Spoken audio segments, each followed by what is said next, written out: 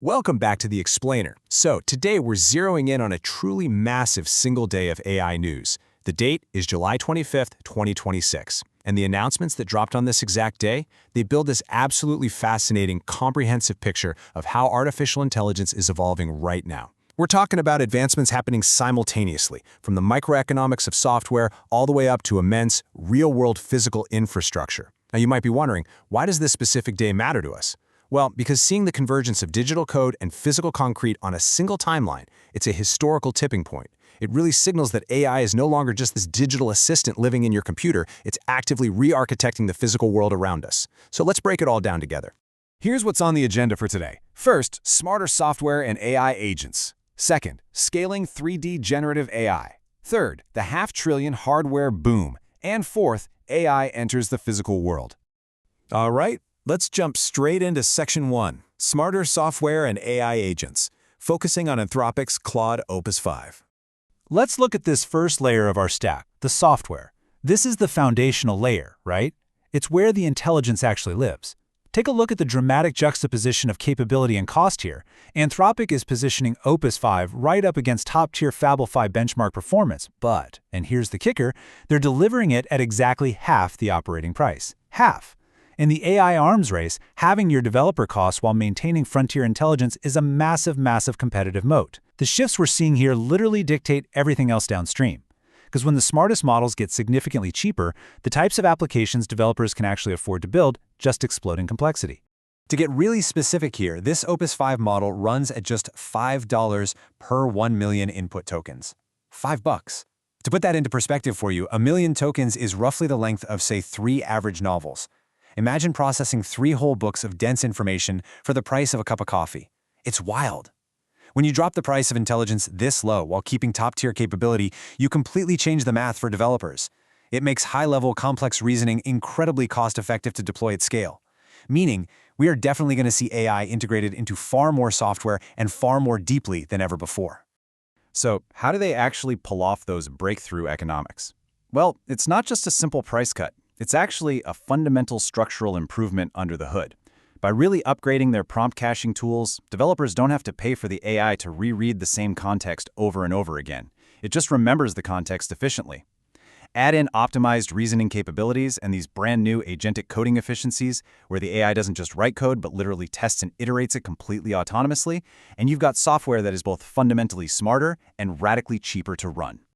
Okay, moving right along to Section 2, Scaling 3D Generative AI and Building Virtual Worlds.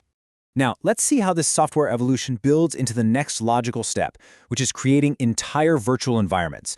Because, once you have these cheap, incredibly smart reasoning agents, you can start asking them to build increasingly complex things. AI startup Meshi just secured a massive $400 million Series B funding round. That huge influx of capital rockets their valuation straight to $1.5 billion. This is a colossal bet from investors that the next frontier of generative AI isn't just text or 2D images anymore, but fully realized, interactive 3D assets that can be generated on the fly. So what exactly are they going to do with all that capital? They certainly aren't just sitting on it. Think about the crazy amount of intensive manual labor required to render 3D game assets today. It's a lot. Meshi is rapidly expanding their generative text-to-3D and image-to-3D models to just automate that entire process. They're aiming to power video game development, heavy-duty industrial design software, right into the bleeding edge of spatial computing applications. Basically, they're trying to build the automated engine that generates the metaverse, transforming a simple text prompt into a fully realized virtual world in a matter of seconds. Which brings us to Section 3, the half-trillion hardware boom, powering the future. So to build these incredibly complex software agents we talked about, and to render these rich, generative virtual 3D worlds on the fly, you obviously need unprecedented amounts of raw computing power. Enter NVIDIA and South Korea's SK Group, who just announced a $500 billion joint initiative.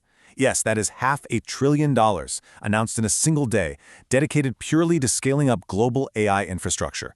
The sheer gravity of an investment like that tells us the major players are prepping for a computing demand that completely, utterly dwarfs what we have today. Let's take a look at how the heavyweights are dividing up the hardware wars to support this massive boom. On one side, you have the NVIDIA and SK Group alliance, which is super focused on brute force scale. They're actively building out next-generation AI data centers and aggressively securing vital high-bandwidth memory 4, or HBM4, supply chains.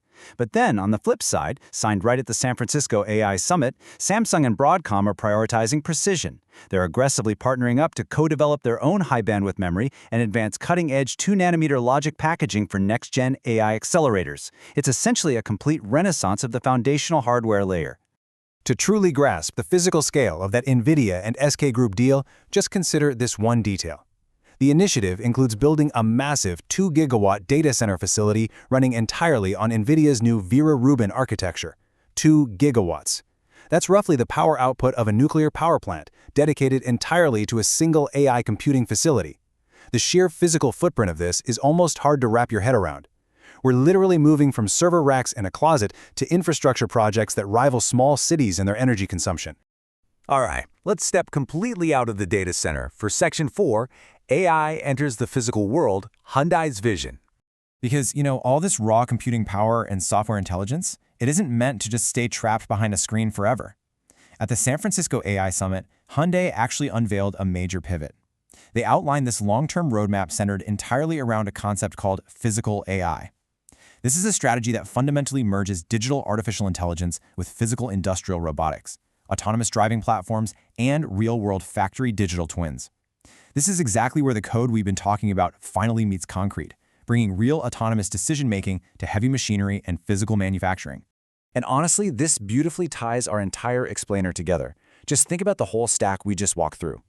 Hyundai is taking NVIDIA's massive hardware and autonomous driving platforms, they're combining them with virtual factory digital twins, which, by the way, rely on exactly the kind of 3D spatial environments Meshi is building, and they're powering the whole shebang with the advanced, highly cost-effective reasoning of models like Cloud Opus 5.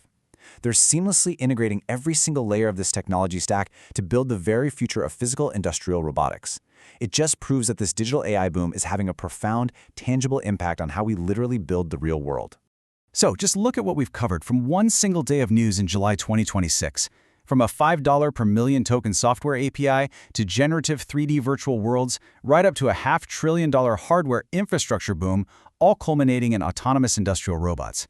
It's just a stunning display of technological momentum. So as we wrap up this explainer, we really have to ask ourselves, as AI simultaneously masters both digital code and physical concrete, what industry is next?